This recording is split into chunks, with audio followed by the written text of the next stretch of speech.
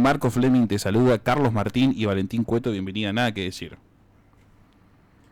Gracias por la comunicación. Una aclaración nomás porque somos dos concejalas en el Frente de Todos. Una es Lamberti, otra es Lambertini.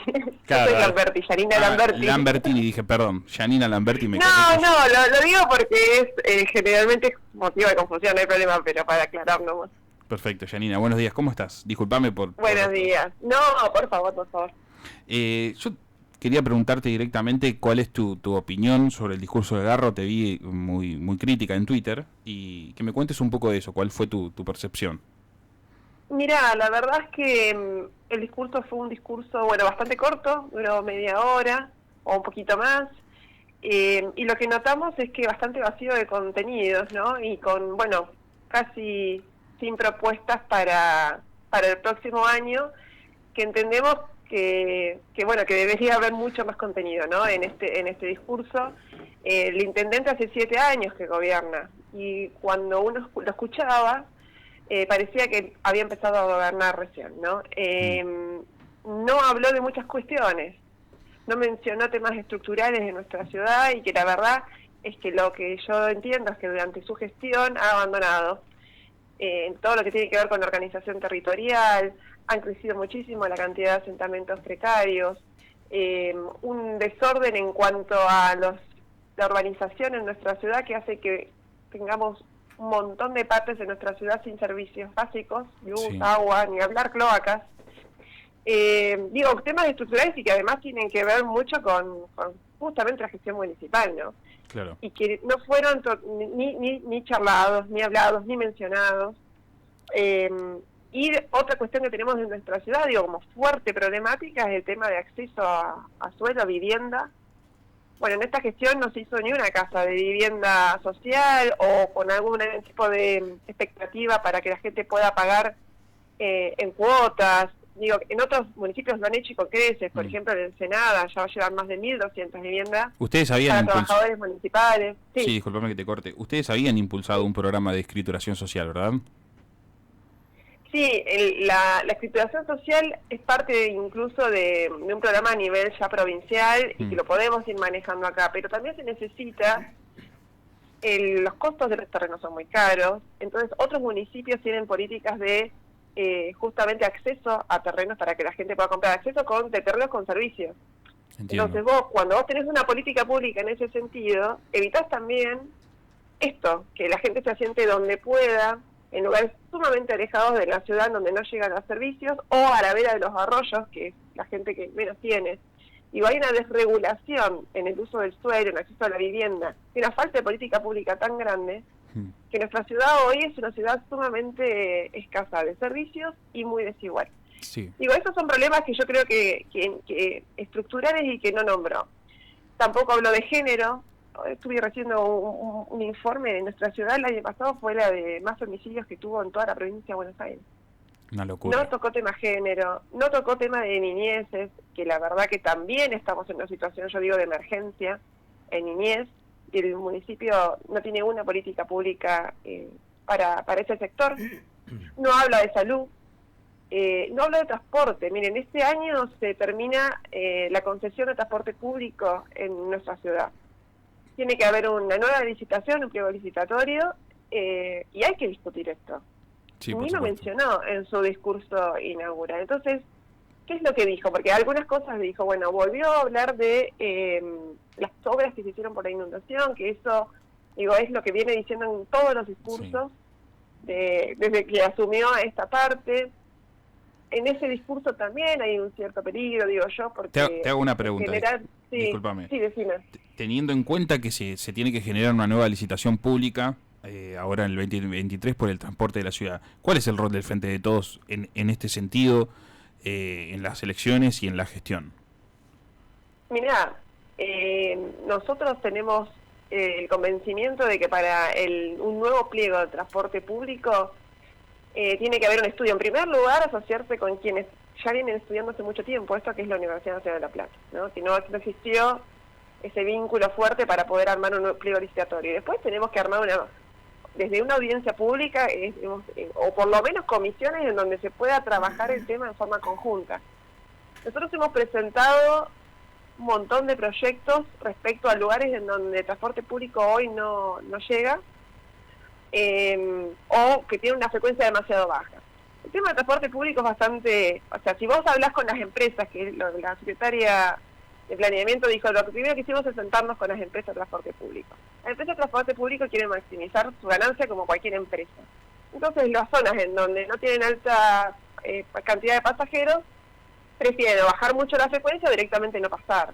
Claro. Entonces, si vos hablás con las empresas, obviamente, el recorrido que te van a decir va a ser uno que sea económicamente redituable, y el Estado justamente es el que tiene que ser ahí de equilibrio para ver dónde se necesita. Sí, lo mal que No, funciona el con una transporte perspectiva- público también en la ciudad de La Plata, los colectivos van llenos, explotados de gente, a veces ni Totalmente, paran, bueno. la gente va a laburar a los colegios y los dejan a pata.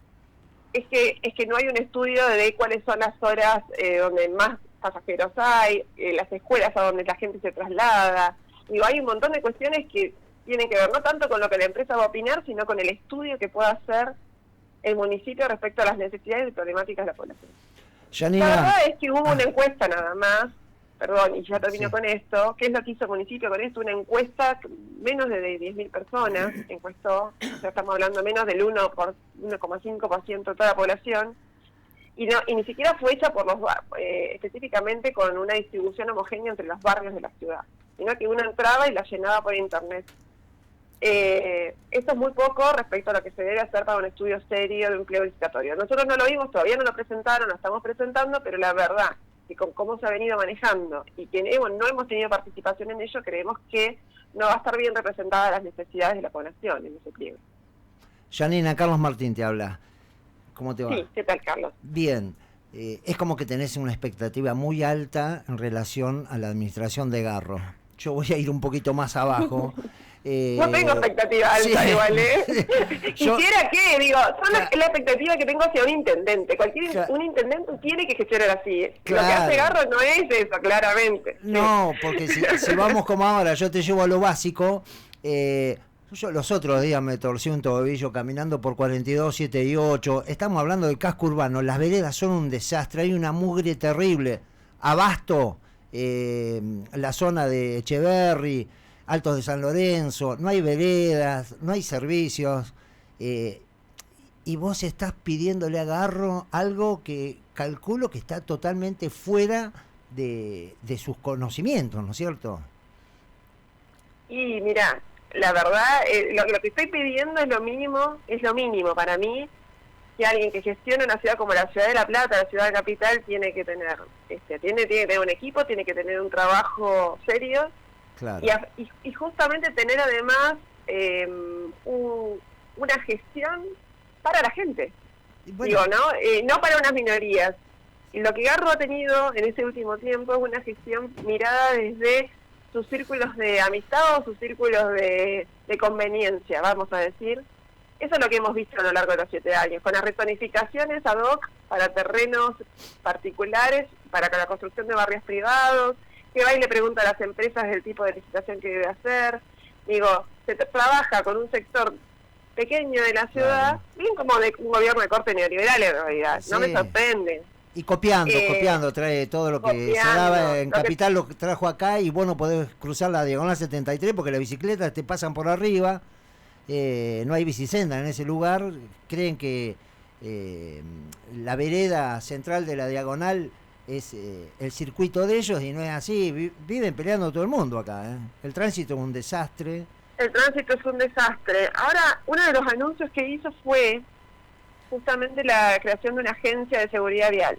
Sí. Ah, bueno, está bien. Te diría que fue uno de los pocos anuncios que hizo. Ahora, la verdad es que creo que es un anuncio para los diarios, porque una agencia de seguridad vial vacía, Sí. sin contenido, no tiene sentido. Nosotros tenemos un observatorio que no funciona. Hace tiempo que estamos pidiendo que se reactive y no funciona. Entonces, bueno, son esos anuncios como el año pasado que declaró la emergencia climática. Hoy estamos con la ciudad un caos, sin agua, y no activó ni una política para la emergencia climática. Y sin embargo, salió en los portales de diario hace un año que el municipio de La Plata había declarado una emergencia climática. Bueno, hay muchas cuestiones que la gestión parece gobernar para un titular de diario y no para realmente aplicar una política que empiece a dar solución a problemas estructurales de nuestra ciudad, ¿no? Obvio. Janina, ¿cómo andás? Te habla Valentín Cueto. Hola, Valentín. Sí. Te voy a hacer dos preguntas, no una. Una es sobre el tema del arroyo El Pescado. Hace pocas semanas, en las pocas calles que está urbanizando y que está repavimentando Barro, una fue en calle Sicardi, y se encontró con una protesta de vecinos que decían dejen de desarrollar esta zona, porque lo que están haciendo en realidad es queriendo generar un desarrollo inmobiliario para la zona del arroyo El Pescado, que es no solamente una zona inundable, sino que es de los pocos arroyos, si no es el último, que no está contaminado. ¿Qué nos puede decir en ese sentido? Y por el otro lado, lo otro que te quería preguntar, que recién estábamos hablando de lo que fue el discurso del intendente. El intendente habla mucho del Plan 2030. ¿Qué es el Plan 2030? Porque la verdad es que no ha aparecido por un lado. Te escuché a vos justamente pedir que por favor te pasen información, y bueno, a ver si te han pasado la información y si nos podés contar un poquito, ya que el intendente, salvo en sus alocuciones de forma esporádica, no lo ha publicitado. Mira, bueno, si querés arranco por el último y después vamos a Arroyo Pescado. El Plan 2030 es un plan que anuncia todo el tiempo, Exacto. que dice que lo explica meticulosamente, lo dijo en la última sesión, y no dice absolutamente nada nunca lo explica. Claro. Y no está en ningún lado. Vos entrás a las páginas, tratás de buscar ese Plan 2030, que además fue un plan que en su momento lo armaron contratando a una empresa española para hacerlo. O sea, hicieron una contratación a una consultoría de España para que desarrollen un plan en nuestra ciudad de La Plata, cuando tenemos, miren qué horror, la ciudad de La Plata tiene la Universidad Nacional de La Plata y otras universidades que tienen una vasta trayectoria en nuestro estudio e investigaciones en nuestra ciudad, y que con creces pueden hacer un plan estratégico porque lo vienen trabajando diversas líneas de investigación de nuestra ciudad. Bueno, no. Se contrató una empresa española, se gastó un montón de dinero en eso, y ese plan no aparece por ningún lado, no sabemos qué es lo que dice, ¿no? Siempre hay unos lineamientos generales, pero nunca podemos ver el plan en sí. Eso es una de las cuestiones que bueno, verdaderamente son falta de transparencia, ¿no? Porque si uno habla y promueve determinados cambios de uso del suelo y determinadas cuestiones en la ciudad, basándose en un plan 2030 que nadie puede ver, bueno, es un tema, ¿no? De transparencia, de falta de seriedad en este municipio. Pero bueno, además de eso, volviendo, y que tiene que ver también con lo que queremos de nuestra ciudad, está todo lo que tiene que ver con el humedal del arroyo El Pescado, un humedal que, bueno, conocemos que es uno de los que está más libre de contaminación, y que fue declarado paisaje protegido a nivel provincial, y que debemos cuidar, ¿no? O sea, en este no nos podemos equivocar, tenemos que hacer las cosas bien. Eso tiene que ver con no permitir que la urbanización llegue a la vera del arroyo, respetar las planicies de inundación para que la gente no se inunde, a tener una propuesta ambiental adecuada para preservar toda la cuenca. Lo que ha pasado en el municipio es que ha tenido cosas bastante en gris respecto a las políticas que quiere para ese lugar. Por un lado, en el 2020 se sancionó una ordenanza en donde establecía una línea a partir de la cual no se podían construir viviendas, pero esa línea que el mismo municipio marcó, que era, por ejemplo, en la zona de Sicarres, a partir de las 670 hacia el arroyo no se podría construir, el mismo municipio este mes, o el mes pasado, comenzó a abrir una calle sobre la zona donde evidentemente no se podía construir.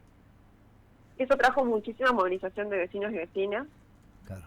Y el municipio frenó esa situación.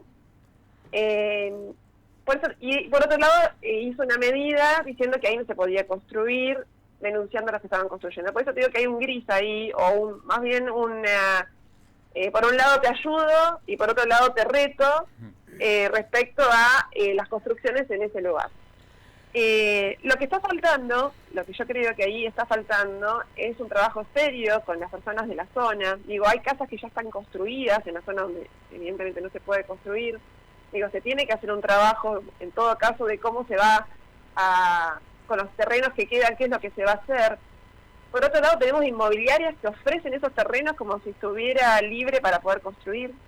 Ahora estamos presentando un pedido de informe sobre qué acciones está haciendo el municipio respecto a estas inmobiliarias que venden terrenos en la zona prohibida por $40.000, prohibida para construir, digo, y la gente se va a comer un buzón, porque va a comprar un terreno donde no va a poder edificar. Sí. Entonces hay una publicidad engañosa que el municipio tiene que tener una acción, digamos, en ese sentido, y no la está teniendo. Entonces hay muchas cuestiones ahí que hay que trabajar. Lo que estamos proponiendo es que eso se comience a trabajar como lo dice la letra de la ley. Hay que generar un comité de Cuenca, del humedal, con los municipios, con la provincia, con la universidad, con las organizaciones de la sociedad civil, y hacer un plan de manejo ambiental de la cuenca.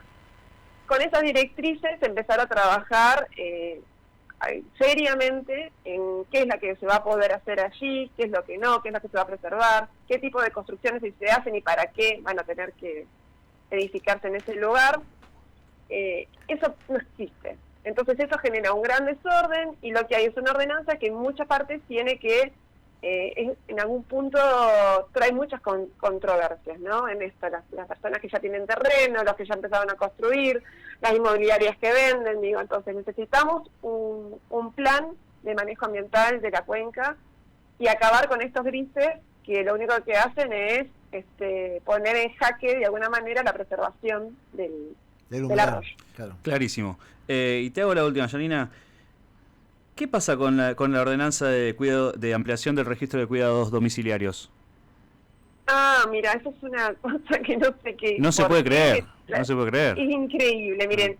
Esa ordenanza es una ordenanza de una concejala de Juntos por el Cambio, Claro. Raquel Krakover, Sí. que lo que hizo fue agarrar una vieja ordenanza que hay en el municipio, que es de cuidadores de adultos mayores, y ampliarla, decir, bueno, no, esa ordenanza va a haber un registro municipal de cuidadores domiciliarios, y en esos cuidadores domiciliarios también va a abarcar no solamente a cuidadores gerontológicos, sino también a cuidadores de personas con alguna discapacidad, o con alguna enfermedad crónica, o que necesiten una atención especial porque tienen alguna enfermedad desde moderada a severa. Y además incluye el acompañante domiciliario como el acompañante de aquellas personas que quizás no tienen una afección o no tienen una enfermedad grave, pero sí que se necesita esa figura, por ejemplo, para cuidar niños, para hacerle compañía a una persona, pero que no tiene una enfermedad, sino que necesita estar con alguien, o que está con algún tema de consumo. Nada, la abrió, ¿no? Que no es solamente para personas adultos mayores, sino que para todo aquel que necesite a alguien que cuidador domiciliario, ¿no? Estaba buena la ordenanza, además incorporaba capacitaciones con perspectiva de género para aquellas personas que se anoten en el registro, un curso de RCP, de primeros auxilios, y obviamente un control del municipio respecto a la prestación que presta esa persona para ir recomendándola, o si hay alguna cuestión, alguna denuncia, sacarla del listado, bueno, digo, como para cuidar y para que uno cuando tenga, digo, como usuario, necesite acceder a alguien, pueda ir a un registro municipal y ver los antecedentes de esa persona, poder comunicarse, y que tenga de alguna manera un respaldo municipal. Eso ya lo está haciendo IOMA, Janina.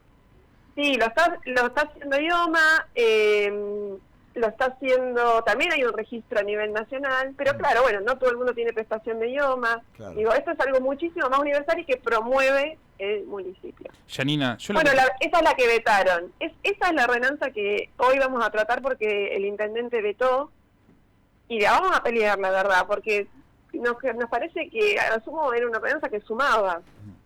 ¿Cómo vas a vetar una ordenanza que busca ordenar toda una cantidad de personas que están además, imagínate que uno podría capacitarlos respecto a cuáles son sus derechos, que puedan adquirir monotributo social en caso de que lo puedan acceder, digo, hay un montón de cosas que se pueden hacer con toda esa masa de trabajadores y trabajadoras que son cuidadores domiciliarios. El municipio tiene que tener un registro para cuidarlos, para publicitar su actividad y para también capacitarlos.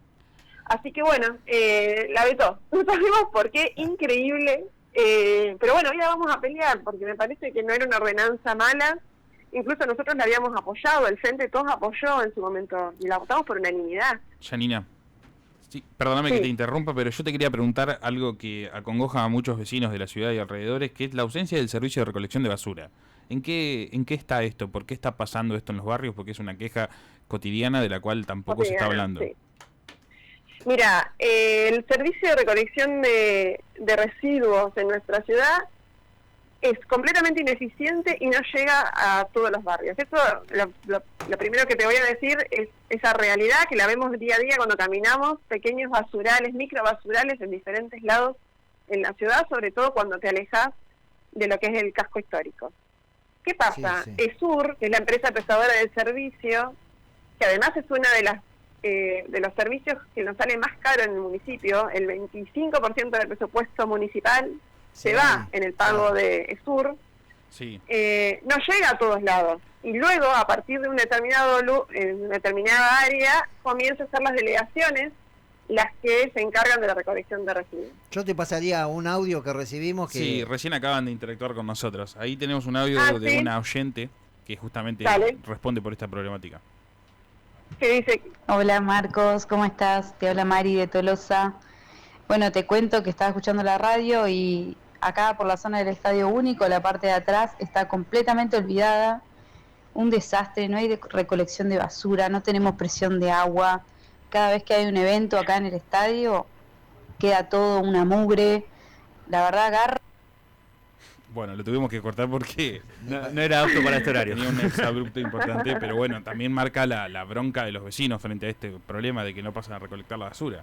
Y además, es tremendo. para ir cerrando, Es la última pregunta que yo te quería hacer es que, ¿cómo repercute la ausencia de la recolección de residuos? Por ejemplo, Agarro lo vimos mucho hablar sobre la inundación del 2 de abril y después en conferencia de prensa habló de no politizar la desgracia. ¿Qué pasa si hay una lluvia semejante como a la del 2013? ¿Hay un plan de contingencia para esto o se va todo el carajo? Mira, la verdad es que si hay una lluvia como la del 2013, posiblemente nos volvamos a inundar. Sí. Porque si bien se ha hecho la obra del arroyo Legato, no se han realizado en su totalidad las obras complementarias que tienen que ver con el arroyo Regimiento, el arroyo Maldonado, que ahora sí se comenzaron, digo, la provincia está trabajando en eso, pero todavía no está, digo, pasaron 10 años y no se había hecho. Y tampoco hay, o sea que ahí la gente se va posiblemente a inundar con una inundación como la del 2013. Pero además de eso, no hay un plan de contingencia y una instrucción, capacitación a los vecinos y las vecinas respecto a qué hacer ante una lluvia de ese estilo. Que la universidad había trabajado fuertemente en eso y el municipio nunca lo llevó a cabo. La verdad es que eso es una deuda enorme del municipio de Garro que se ha venido salvando porque no ha habido una lluvia como la del 2013, pero hoy nadie sabe si está en un terreno inundable o no, a dónde tiene que recurrir si llueve, qué hacer ante estas situaciones, si hay un punto de encuentro. Nadie conoce absolutamente nada. Vos podés preguntar a cualquiera, nadie va a saber qué hacer ante una situación así. Y eso, desde el día 1, digo, luego de la inundación, se comenzó a trabajar en un plan desde la universidad para que eso ocurra, y el municipio nunca lo ejecutó. No solamente no lo ejecutó, sino que viene desfinanciando todo lo que es el programa de plan de atención al riesgo, con subejecuciones presupuestarias en ese plan. Así que la verdad es que lo que dice Garro de que no nos inundamos nunca más, es una gran falsedad. O sea, no nos inundamos nunca más si no llueve como llovió en el 2013. Y sabemos que con el cambio climático que está haciendo, deberíamos claramente saber que va a volver a haber en algún momento lluvias con esa intensidad y que vamos a estar otra vez en una situación muy complicada en la ciudad. Y tenemos que prepararnos para eso y no estamos a la altura de las circunstancias todavía, ¿no? Janina, muchas gracias por la comunicación, gracias por ser parte de Nada que Decir. Y bueno, vamos a estar hablando en el corto plazo. Bueno, muchas gracias a ustedes por la comunicación y a disposición para cuando quieran volver a comunicarse.